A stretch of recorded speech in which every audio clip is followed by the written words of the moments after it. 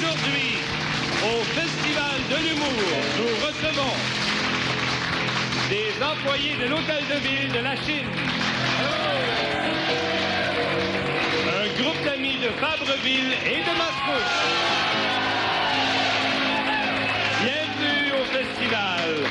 Aujourd'hui, nous célébrons la 100e émission du nouveau Festival de l'humour québécois et le début de la nouvelle saison 80-81.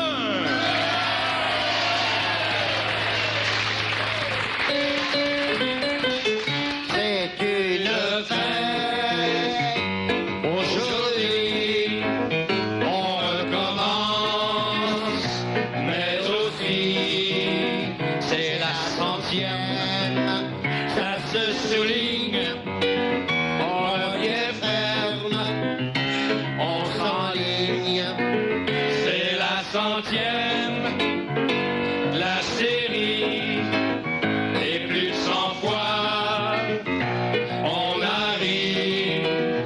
Voici encore une occasion pour Tex le corps de faire le con. Hey les petits frères! Ouais. Merci de ces voix d'or du Québec. Hey les petits frères, savez-vous ce que j'ai fait moi durant mes vacances d'été? Non, qu'est-ce que t'as fait? J'ai fait un tableau, puis ça m'a pris 6 gallons de peinture pour le terminer. Hein? 6 gallons de peinture? T'as sûrement fait une murale de notre belle province? Non, j'ai fait un nu de Lise Payette.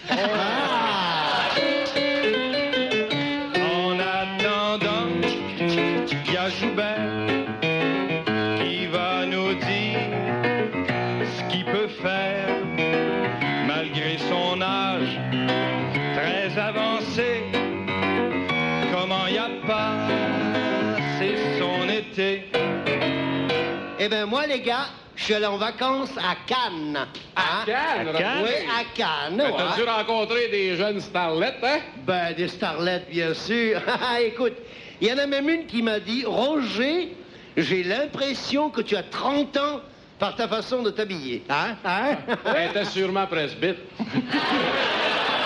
Non, elle était pas presbyte. Non. Bon, ensuite, elle m'a dit, écoute, c'est drôle, mais j'ai l'impression que tu as 40 ans par ta façon de cruiser. Hein? Mais ce qu'il vous dit pas, c'est que dans le lit, elle a eu l'impression qu'il y avait le total des deux, 70 ans. Bon, là, enchaîne.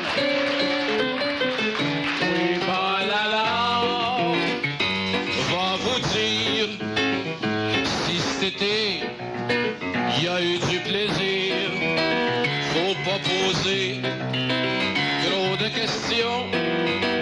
Il est pas capable de dire non. Ben moi, les gars, cet été, franchement, c'est vrai, j'ai réfléchi. Ah oui, Ouais. c'est vrai, il a réfléchi. Ah ben ça, c'est nouveau, hein? Et il a même réfléchi à son rôle d'avocat. Puis, où c'est que ça l'a mené, ça? À nulle part. Et Pierre Labelle va vous dire s'il a pu se faire rôtir, prendre du soleil, de se réchauffer, car d'habitude, il est toujours gelé.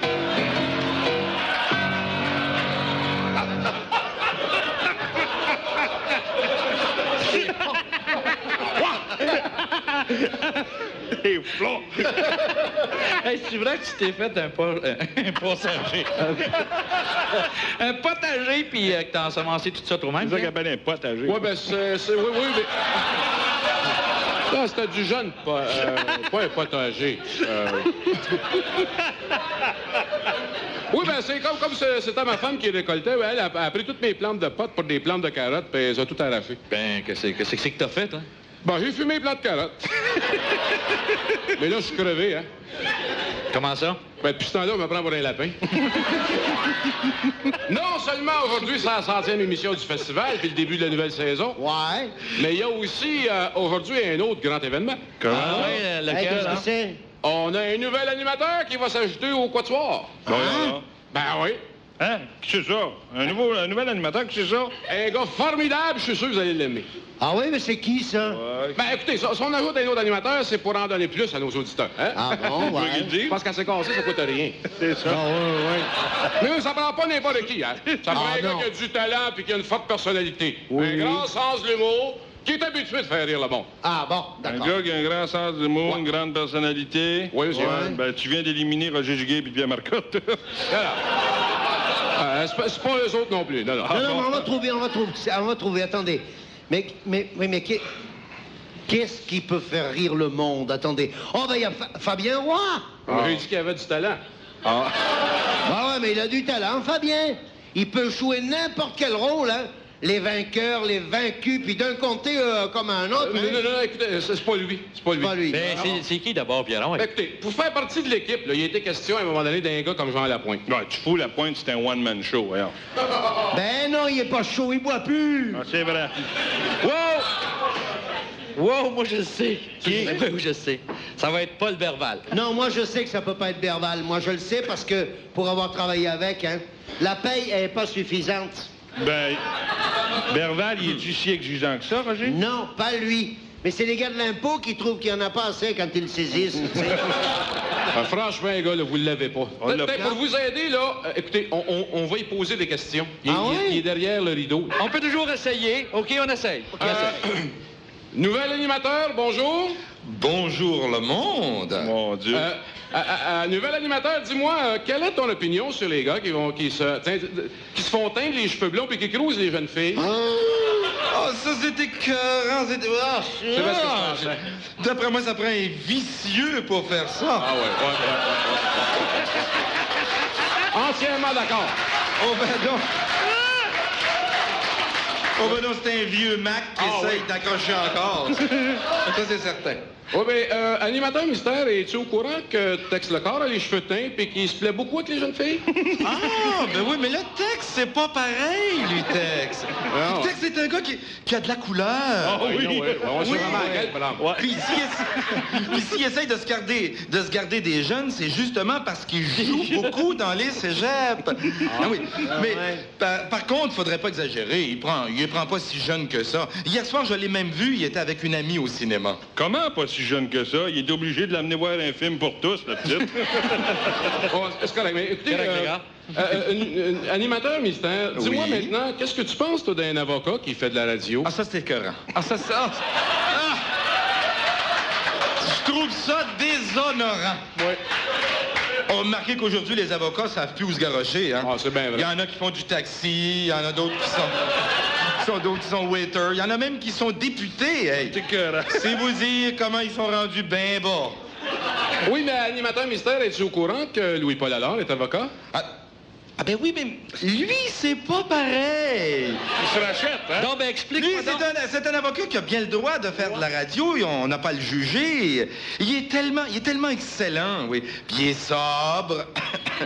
Il a toujours une cravate, un beau complet. C'est un homme de carrière, ben oui, il a marié une Miron. Ça va bien. Oui, mais wow!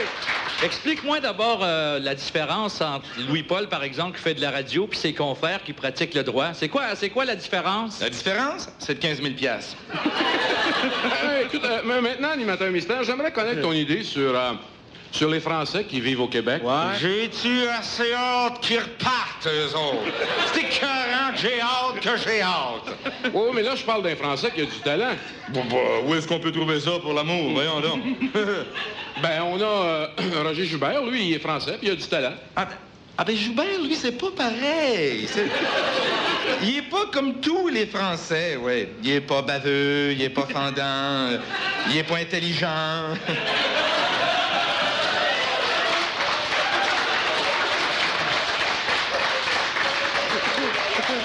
Et en plus, il est chauve. Hey, les gars, commencez-vous à l'identifier un peu, là, notre animateur mystère? Mais là, hey, Pierre, je pourrais demander une question. Moi, j'aimerais ça demander une question, OK? Ben, certainement. Vas-y, Bex. OK. Écoute donc, le nouveau petit frère, là. Oui. Qu'est-ce que tu penses d'un gars, toi, qui fume son joint, là, avant d'entrer faire son show? Ça, c'était cœur. Moi, des gars de même, je me tiens bien loin de ça. Ouais, mais si le gars, par exemple, ce gars-là, il a un bon cœur, puis qu'il te passe son stock, là, du petit Québécois... Ah, c'est pas rien que du petit Québécois. Mon Dieu, il trippe pas fort, certain. Savais-tu que je parlais de Pierre Labelle? Ah ben, Labelle, lui, c'est pas pareil. Ça, c'est un bon gars. Bon, ouais, qui fume un petit joint par-ci par-là, ben, y a rien là, voyons donc. Au contraire, ça le rend plus drôle. Oui, puis remarque qu'il peut pas perdre la tête, certain, avec ça, hein? Ben, tu veux dire qu'il en fume pas assez? Non, je veux dire qu'on peut pas perdre ce qu'on n'a pas. Bravo. Ben, écoutez, les gars, je sens qu'avec ce gars-là, ça va être notre fête, hein? Ouais. Oui. Mesdames et messieurs, Benoît Marleau.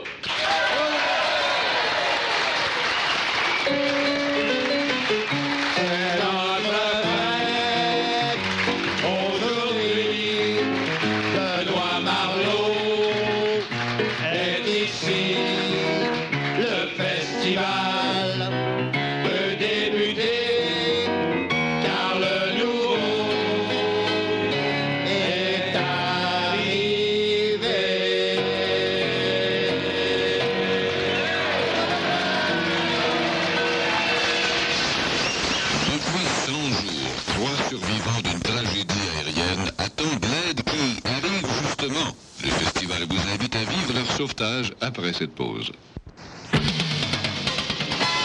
À CKAC 73, vous écoutez le Festival de l'humour québécois, une présentation de la brasserie O'Keeffe. 100 jours de jeu, c'est possible à réaliser. Et ça s'est produit dernièrement parce que c'est d'ailleurs ce qu'ont vécu les 3 survivants d'une tragédie aérienne. Ils sont rescapés, mais après avoir passé 100 jours en forêt à la suite d'un écrasement, bien sûr, vous le devinez, d'un DC-10. L'avion est tombé, on l'a pas retrouvé. L'avion est tombé, on l'a pas retrouvé. Il y a des rescapés qui ont dû s'en tirer. Suffit de penser à qui est-ce qu'ils ont mangé.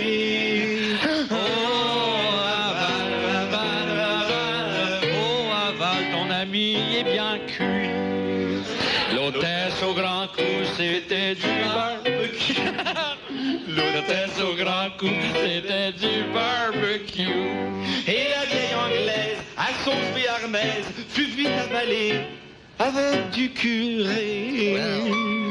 Oh, avale, oh, avale, ton ami est bien cuit.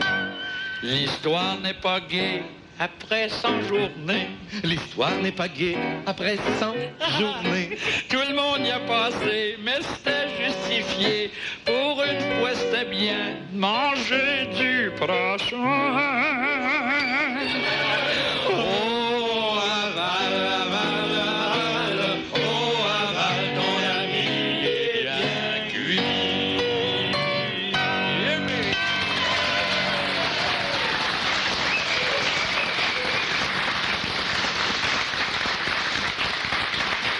Bonjour, mesdames et messieurs. Ici Bertrand Courvoisier de la RTF. Eh bien, je suis sur les lieux même de l'écrasement d'un DC-10 qui allait se poser à cette île. Oh, mais je vois 3 survivants. Ils s'approchent. Le premier se dirige vers moi avec beaucoup plus d'empressement. C'est un homme, oh mon Dieu! J'arrive, je suis à vous! Oui, bonjour, monsieur, mais je vois que vous êtes suivi d'un digne représentant de l'Église. Ah, le curé? Ouais. C'est pour ça que j'avais hâte de voir un vrai homme. Oh. Bonjour, monsieur le curé, je suis de la RTF, monsieur. Dominus vobiscum, mi fili. Oh là là, du joual. Comme c'est charmant. J'en avais entendu parler, mais dites-moi, monsieur le curé, combien de personnes étaient à bord du DC-10? Eh bien, mon fils, nous étions 38 chrétiens, 3 protestants, 2 Krishna et un béret blanc. Et alors, si je comprends bien, ils sont tous morts sauf vous trois. Mais je vois, il y a longtemps que vous êtes là. 100 jours, mon fils. Et sans longue nuit. Mais dites-moi, quel a été votre plus grand problème, monsieur le curé? Ben, écoutez, monsieur le français, là, c'est moi qui avais le plus grand problème, pardon, hein. Lui, au moins, il y avait Linda. Ah, la demoiselle blonde qui est là. Oui, une pauvre Marie-Madeleine. Une pécheresse. Non, une topless. Ah bon, oui, écoutez, revenons au problème, hein? Ah, mon fils, le pire, ça a été bien sûr de trouver le pain quotidien. Mais oui, mais justement, comment avez-vous pu arriver à vous nourrir 100 jours? Eh bien, malheureusement, il a fallu, pour survivre, consommer les corps des victimes. Oh, ben, malheureusement. Heureusement aussi, hein? Ben, par bout, je parle. Ce sont les petits bouts qui vous perdront, mon fils. Parlez pour vous. Mais vous avez mangé les corps, mais c'est affreux. Oh, ben, faites pas la dédaigneuse, vous, là, la française, là, hein? Fallait bien survivre. Es-tu folle, elle? Mais dites-moi, et vous, mademoiselle Linda? Moi, Linda Turcotte, Ah je suis oui. danseuse au sextuple. Qu'est-ce que vous voulez savoir au juste, là, le père? Eh bien, je voudrais savoir comment vous êtes tiré d'affaire, mais vous, personnellement. Mais comme les autres, j'ai mangé ce que j'ai pu aussi pour survivre. Non, écoutez, excusez ces détails morbides, mais quelle est la première personne que vous avez mangée? Vous voulez dire avant ou après l'écrasement? Après, bien sûr. Ah, c'est le capitaine, ouais, je m'en rappelle, là. J'étais d'ailleurs assis sur ses genoux au moment de l'écrasement. Puis quand le crash est arrivé, là, il voulait reprendre de l'altitude, mais il était trop tard. Mais qu'est-ce qui vous a sauvé? Ben, la position dans laquelle nous étions, hein. C'est lui qui a touché le sol le premier, ça fait que ça a amorti le coup, hein. Mais vous, monsieur, là, vous êtes qui au juste? Et comment vous en êtes-vous tiré? Moi? Oui, vous. Je suis Sylphide Gertin, cuisinier. Ah bon? Oui, je suis cuisinier. Alors, je m'en avais fait à la popote dans un cadre bûcheron. Ah, mon Dieu, près de Wanagami. Ah, vous me demandez comment je me suis tiré de là? Ben, je pense que c'est le fait que j'étais assis, vous comprenez, dans la partie arrière du bolide. Ah bon? Oui. Regardez vous-même, la queue est intacte. Elle s'est détachée du reste de l'avion, puis elle s'est déposée sur le sol. Avez-vous quelque chose dans la bouche? Je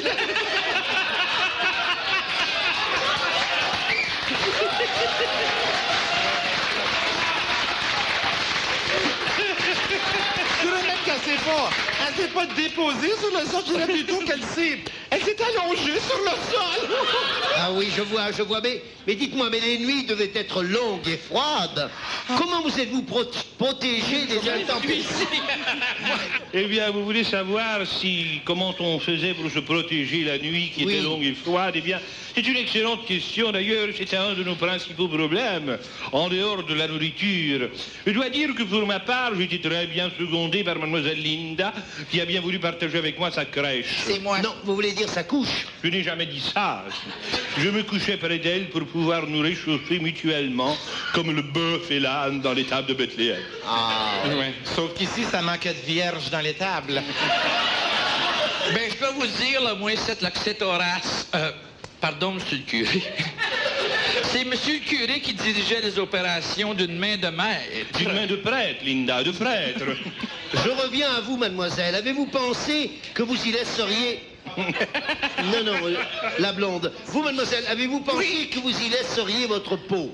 Ben, moi, là, je snap bien gros à la mienne, hein, vois-tu?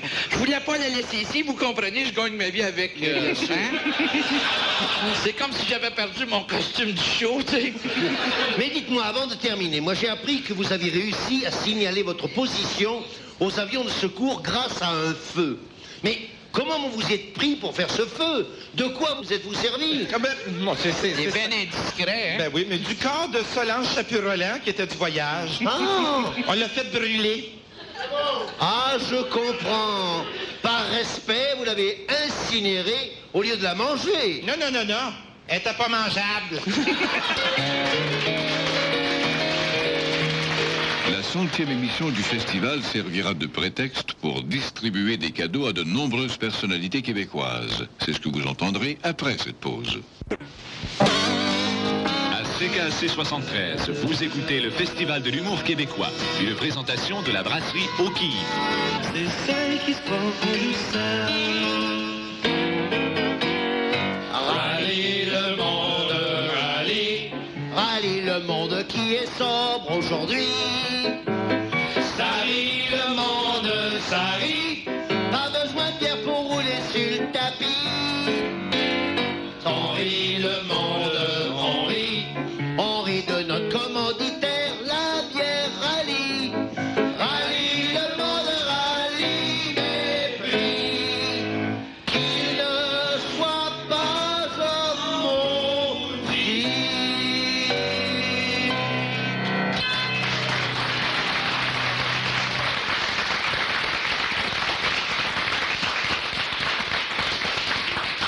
Un centième ou une centième, ça se célèbre. Par exemple, il existe une coutume que lorsque vous êtes la 100e personne à passer, par exemple, le tourniquet de Terre des Hommes, ben, vous avez droit à une visite gratuite de tous les pavillons. D'autre part, voici d'autres égards qu'a reçu le 100e client qui s'est présenté au restaurant de Pierre Marcotte, la Boucherie.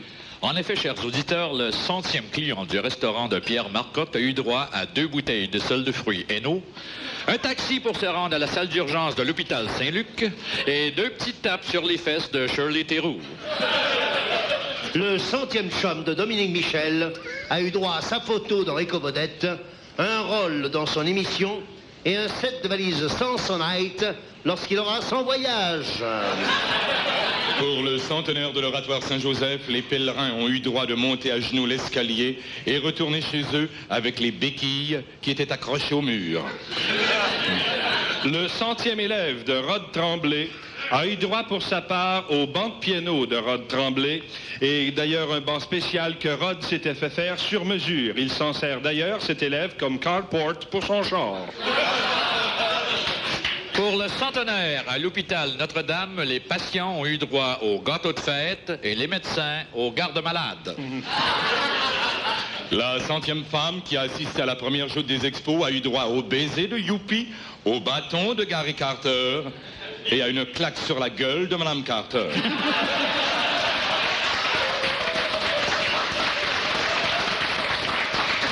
Le 100e témoin de la SECO a eu droit à une paire de chaussures, mais en ciment. Le public de la 100e émission des Tannants a eu droit à une émission aussi pourrie que les 99 autres. La 100e personne à être admise à la salle d'urgence de l'hôpital Charles-Lemoine a eu droit à une civière dans le corridor et à des funérailles de première classe.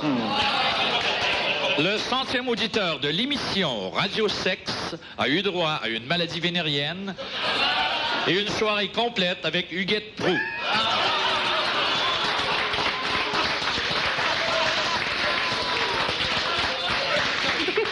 La 100e Yvette à aller au forum au printemps a eu droit à un dîner tête à nez avec Claude Ryan. La 100e personne qui a acheté un long jeu de Pauline Julien a eu droit de le retourner au magasin. La 100e prostituée arrêtée par l'escouade des mœurs a eu droit à l'escouade au complet. Le 100e membre du club de l'âge d'or de Saint-Pite a eu droit à un voyage en autobus, un voyage en ambulance et un voyage au paradis. La 100e personne amoureuse de Michel Forget a eu droit de vivre dans les meubles des 99 autres. Le 100e amoureux de Francine Grimaldi a eu droit de dormir dans les mêmes draps des 99 autres. Le 100 millième Français arrivé au Québec il y a quelques années a eu droit d'en faire venir 100 000 autres depuis. Le 100 millième Italien arrivé au Québec a eu le droit, lui, d'en faire venir 200 000 autres. Et le 100 millième Anglais arrivé au Québec a eu droit à un référendum. Prenez un papier et un crayon et notez bien la recette de longévité que nous donnera un véritable centenaire après cette pause. Monsieur, voici Monsieur Adéodat Lamotte, âgé de 103 ans.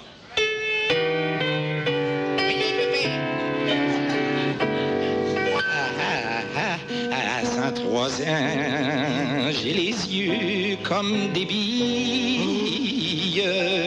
Je suis fringant, je tâtonne même les filles. Mais par moments, je fais un peu de bisbille. Depuis le printemps, je tiens plus sur mes chevilles. La sève monte et je retombe en enfance. Mais ce qui me fait honte, j'ai la mémoire qui flanche. Me suis retrouvé avec une fille de joie. Mais tout à coup, je ne savais plus pourquoi.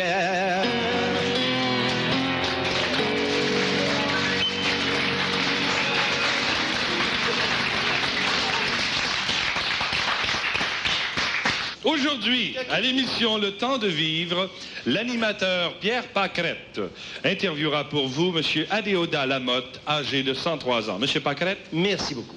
Bonjour, Monsieur Lamotte. Monsieur Lamotte, on dit que vous êtes plein de pep. Vous dites? On dit que vous êtes plein de pep. Ça dépend de ce que je mange, hein? Comme les bines. Oui, bien sûr. Écoutez, dites-nous, quelle est la recette pour vivre jusqu'à 100 ans? Ah ben, ça, j'entends pas mal, mais ça dépend de mon appareil, hein? Il s'agit juste de parler un peu plus fort. Bon, ben d'accord, alors, je vais élever la voix un peu plus, hein? Bon, vous m'entendez, là? Pas nécessaire de crier, je suis pas sourd. Bon, ben d'accord, écoutez, alors je répète, avez-vous quelques recettes de vie pour atteindre 100 ans? La première? Oui? C'est pas de mourir avant. Oui. En effet. Oui, c'est préférable, hein? Mais en avez-vous d'autres que ça? C'est pas de se fatiguer à travailler. Ah oui, mais non. Comment faire pour arriver à travailler sans se fatiguer, voilà?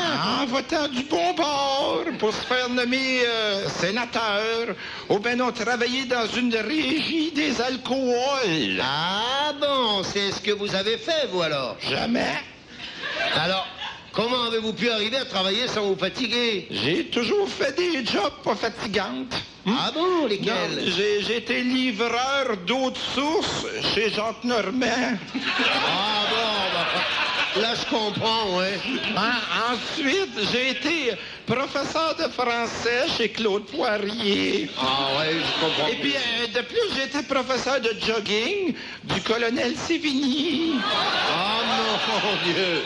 Oui, là je saisis, hein. Et moi, je vieillis. Mais avez-vous d'autres recettes? Avez-vous d'autres recettes pour vivre 100 ans? Ah oui, Marie-Françoise Gaudette-Smet. Ah oui, mais écoutez, à ce que je sache, elle a perdu son premier mari bien avant qu'il ait 100 ans. Ouais, mais lui, ça y a paru 100 ans. Oui, mais écoutez, y a-t-il d'autres moyens pour arriver à 100 ans? Oui, hein? Sérieusement, le pratiquer pour devenir lanceur professionnel au baseball. Comment ça, je comprends pas? Si t'es Canadien-Français, t'es sûr que ça va te prendre 100 ans pour avoir la job.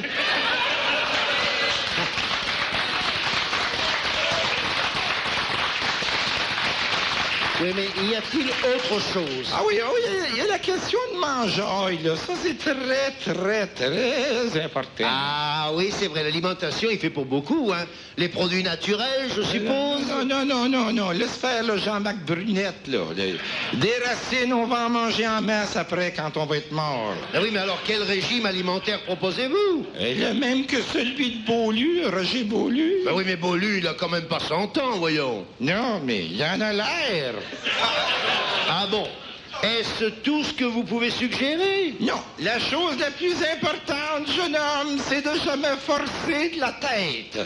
Ah bon, mais vous voulez dire faire un travail manuel? Non, non, jamais forcer de la tête. Ben oui, mais qu'est-ce qu'on peut faire pour ne pas forcer de sa tête et ne pas faire un travail manuel? Prendre la place de Joe Clark.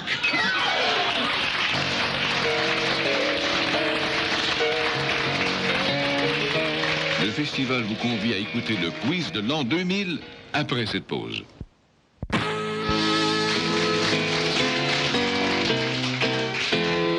C'est la télé qui nous mène, c'est la télé qui nous mène tout le temps. En l'an 2000, il y aura des programmes pour les débiles et même pour les bigames. Oh oui, super, tu gagneras une belle mère. C'est la télé qui nous mène à capoter encore plus qu'avant.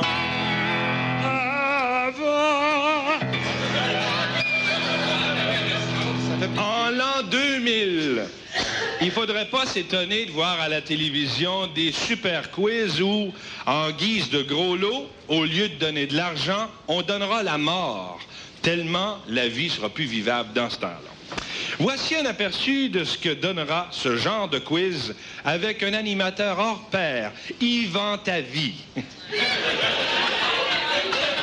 Bonsoir, mesdames, mesdemoiselles, messieurs, c'est votre humble serviteur Yvan Tavy qui vous souhaite la bienvenue à notre quiz 2000, la mort ou la vie.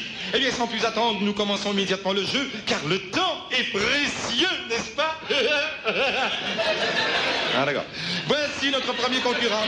Il s'agit de Monsieur Sans Chagrin. Bonsoir, Monsieur Sans Chagrin, et bienvenue à la mort ou la vie. Bonsoir, Monsieur Tavy. Bonsoir. Que faites-vous dans la vie, Monsieur Sans Chagrin? Je suis spécialisé dans l'insémination. Masochiste! Masochiste! Vous encouragez la vie? Oh, excusez-moi, c'est pas ça, je vais laisser, c'est pas l'insémination, l'incinération. Enfin, un homme qui contribue concrètement à réduire la vie. On l'applaudit, messieurs, dames, c'est une bien belle œuvre.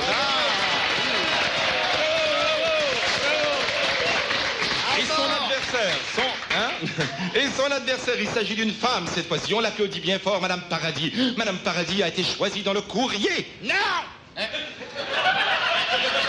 Laissez-moi, hein, c'est pas moi qui ai écrit cette lettre-là, hein? Wow, wow! Hey, c'est une erreur, hein? J'ai pas participé à votre concours, là. C'est une erreur mortelle, hein? Ça doit être mon mari Albert, là, qui a envoyé cette lettre-là, là, pour se débarrasser de moi, là. Non, moi, allô, Oui, allô, Madame Paradis, on commence le jeu, vous êtes prêts? La question numéro 1, s'il vous plaît. Question numéro 1, quel est le nom de celui qui a le plus contribué à réduire la population de la Terre? Monsieur Sans Chagrin? Le docteur Morgan Taylor? Non. Et vous, Madame Paradis? Voyez par surprise, attends une minute. Ouais! C'est moi, Hitler! Mais c'est ça, Madame Paradis! On voit que vous connaissez l'histoire d'Hitler! Ah oui, j'ai lu son livre là, sur la cuisine, là, comment utiliser les fours micro-ondes pour une cuisson vite faite, là, tu sais. Bon, bravo, Madame Paradis. Maintenant, passons à la question suivante. Quel est le meilleur moyen de réduire noblement la population actuelle de la planète? Monsieur Sans Chagrin? Pour réduire la population, la guerre?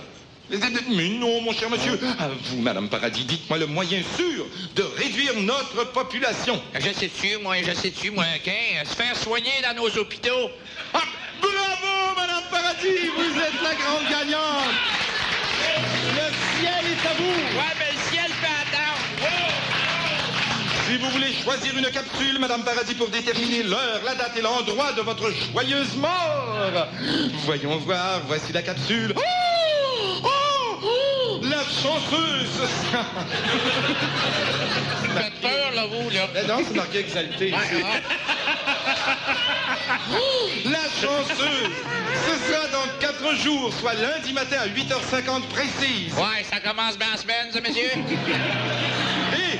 Et voyons voir, vous allez mourir en France! En France! Ah, ben bravo, là, je suis contente, là. Oh, je vais mourir en France, là, noyé dans le vin en faisant concours. Non, Madame Paradis, vous serez guillotinée, madame. Mon Dieu, je me demande bien qu'est-ce qu'ils vont y couper.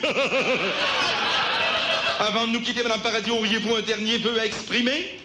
Certain que j'en ai un. Je souhaite la mort à mon mari Albert qui m'a fait ce coup-là. Madame! Oui! Madame! Fallait qu'il vous aime profondément pour poser ce geste. Vous voulez dire écrire la lettre pour participer au concours? Non! Plutôt collaborer à vous faire monter au ciel. Wow! Albert me faire monter au ciel? Mais oui! Ben, c'est bien la première fois qu'il réussit, hein? Pierre Labelle, déguisé en vendeur de souliers, nous raconte non pas sa 100e, mais sa toute première vente après cette pause. Le métier de vendeur demande beaucoup de diplomatie, de confiance en soi et de flair. Un bon vendeur sera toujours ce que le client veut, même si le dit client, lui, ne sait pas toujours ce qu'il veut. Allons donc retrouver dans un important magasin de souliers pour dames un jeune vendeur débutant qui reçoit nerveusement sa toute première cliente. Écoutons Pierre Labelle. Bon, ben, je suis peigné. Ma cravate est fraîche, mon haleine est droite. Bon. Bon, ben, je suis prêt à faire face à ma première cliente. Quoique, quand tu vends des souliers, faire face, c'est pas tout à fait l'expression exacte. Oups. Tiens, là, justement, Bonjour, mademoiselle. C'est pour des souliers, je pense. Eh bien, c'est... vous voulez bien vous asseoir? Dites-moi, mademoiselle, quelle est votre pointure? Pardon? On dit pas pointure? Les points, c'est pour les gants? Non, mais je voulais pas parler de P-O-I-N-G, là. Je voulais parler de P-O-I-N-T. Ah, très bien. Alors, c'est quoi votre piéture, mademoiselle? Des 7? Quelle sorte de 7, ça? Non, je ne vais pas rire de vous. C'est parce qu'il y en a plusieurs 7. Il y a plusieurs sortes de 7. Il y a comme le 7-2A, 7B, 7C. Vous savez, ça dépend de la large pied de votre peur. De votre pied, la largeur de votre pied. Ben, écoutez, est-ce que vous avez le pied large ou étroit? Large? Bon, ben, à ce moment-là, étroit? Ben, écoutez, à ce moment-là, large? Oh, mais c'est parce qu'à ce moment... Étroit, hein? Écoutez, enlevez les dons votre soulier, puis on va le vérifier, là, votre piéture. Ben, juste tirer un bon coup, là. Tirez fort. Vous avez les pieds enflés, ouais? Oui, vos souliers sont sûrement trop petits. Mais écoutez, donnez-moi votre pied, je vais vous aider, là. OK?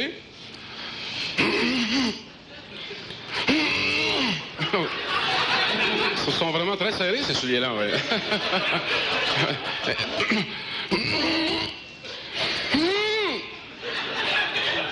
Excusez-moi.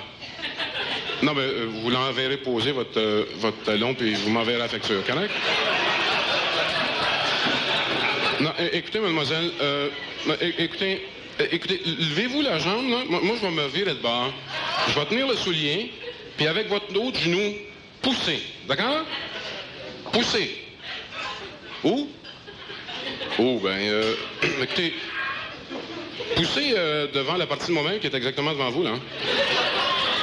Oui, c'est ça, mais exactement, mademoiselle. Allez-y. Ayez pas peur, poussez. Passez fort! Excusez-moi, mademoiselle. Non, c'est parce que c'est des souliers en cuir patent, puis les mains m'ont lâché prise. C'est peut-être la nervosité. Non, je me suis pas fait mal, non, je voulais juste aller voir dans le miroir à terre, là, si j'étais dépeigné un peu. C'est pas grave. Non, écoutez, mademoiselle, voulez-vous lever votre chambre dans les airs, là, puis je vais essayer de passer ma langue entre... Non, ma languette à soulier. Je vais essayer de la passer entre...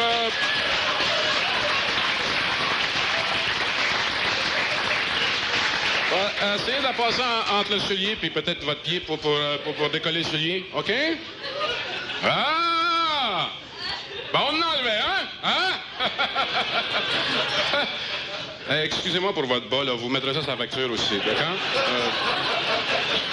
Écoutez, maintenant, on sait comment enlever l'autre, maintenant, hein? Bon, écoutez, on va répéter la même opération. Je contraste mes muscles, OK? Je passe la languette. Vous venez solidement après la chaise, d'accord? Et quand je dis go, vous contrastez votre pied, d'accord? Attention, go! Mais il est bien plus grand que l'autre soulier, celui-là, mademoiselle, hein? Non, non, je me suis pas fait mal, non. Pardon? C'est parce que vous restez 3 filles ensemble? Oui, oui, oui. Vous avez toi et toi une paire de souliers pareils? Oui, oui, vous êtes partis vite un matin. Oui, bon. Écoutez, mademoiselle, je vais vous essayer des 6C. D'accord? Ça devrait vous faire, ça, OK? Vous avez juste à les essayer, mademoiselle? C'est ça. Mais mon Dieu, mais c'est parfait. Maintenant, écoutez, levez-vous et puis marchez. Non, non, mademoiselle. Ben non. Non, je regarde pas en dessous de votre robe. Ben non. Mademoiselle, marchez, mademoiselle. Non, je regarde. Vous bougerez pas tant que je me lèverai pas? Mais écoutez, c'est parce que si vous marchez, vous allez décoller votre talon sur mon index de la main gauche, puis je vais pas me relever. Merci beaucoup. Bon, maintenant, marchez, mademoiselle. Marchez. Ah, mais ils vont très bien, ces souliers-là. Très bien. Ça vous fait une très belle démarche. Hein? On voit qu'ils vous font bien. Mal? Bien mal? Bien mal où qu'ils vous font? Aux orteils? C'est pas supposé. Écoutez, donnez-moi. Écoutez, c'est des 6, ça, c'est supposé. Ah! Écoutez, on va enlever le papier d'un bout, là. Et puis, je suis sûr que ça vous fera plus mal aux orteils. Ah, c'est un très bon choix que vous avez fait là, mademoiselle. Très bon soulier, ça. Est-ce que c'est pour payer comptant ou charger? Ils sont trop hauts? Ils sont trop hauts. Écoutez, mademoiselle, écoutez, énervez-vous pas, là. J'ai le même modèle ici. Même modèle, même modèle, même couleur, même piéture, d'accord? Et c'est un talon 3/4, d'accord? Ils font bien, hein? Et qu'ils font bien, ces souliers-là. Hein? Passez bas, hein? Passez bas. C'est passé bon. Ben, écoutez, j'ai le même modèle ici. Même modèle. Même modèle, c'est la même couleur. Même modèle, même piéture, mademoiselle, mais avec le talon le plus bas qu'on a. C'est un talon plat, complètement plate. Et on va pas avoir plus plate que ça. Mademoiselle, écoutez, plus plate que ça, je suis obligé de vous faire essayer à la boîte. C'est plate, ça. C'est très plate. Ils font bien, ceux-là. Ils font très... Vous aimez pas ça, les bouts ouverts, hein? Qui en aime pas ça, les bouts... Écoutez, mademoiselle, écoutez, énervez-vous pas, là. J'ai les mêmes souliers. Même couleur, même modèle, même piéture, mademoiselle. Même piéture. Le talon, là, il traîne à terre. Le talon traîne à terre, mademoiselle. Traîne à terre, puis le bout est fermé. Ça vous embauche un coin, ça, hein? Si j'ai le même modèle en Suède... Mademoiselle, écoutez, écoutez-moi 2 minutes. Au Québec? Hein? Québec, mademoiselle? Écoutez, ma bébite a démonté, mademoiselle. Ma bébite, hein? J'ai dit, ma bonté a des limites. Ma bonté a des limites, mademoiselle. Ça va faire, cette affaire-là, ce correct? Ça va faire, ça? Non. Continuez encore comme ça. 5 minutes, mademoiselle. 5 minutes. Voyons, c'est 5 minutes. Vous n'allez pas de soulier. Tout ce que vous allez avoir de moi, mademoiselle, une paire de claques. Le petit Bébert nous revient avec un 100e poème, et ce, après cette pause. Aujourd'hui, nous avons la visite du petit Bébert qui va nous réciter un petit poème intitulé « Pour la 100e fois, je te le répète, à toi, Bébert ».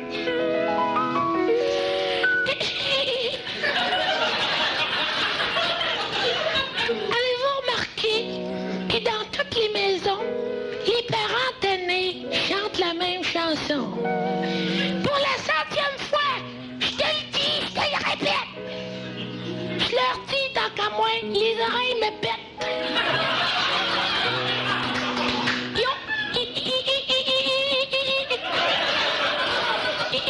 Ils ont beau ajouter, je te le répéterai plus. Que 2 heures après, ils recommencent, ils en peuvent plus. Ramasser ton sac pis tes bottes! J'ai le goût de leur crier, mangez donc de la crotte!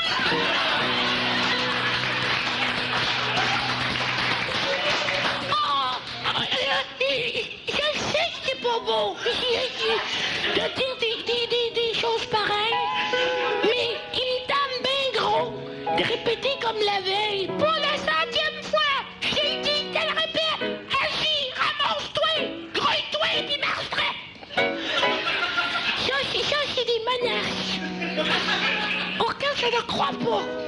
C'est rendu une farce. Tellement ils ont dit ça que fait que maintenant, m'en fait plus peur toutes. Ils savent, mes parents, que de leurs phrases, je m'en foute.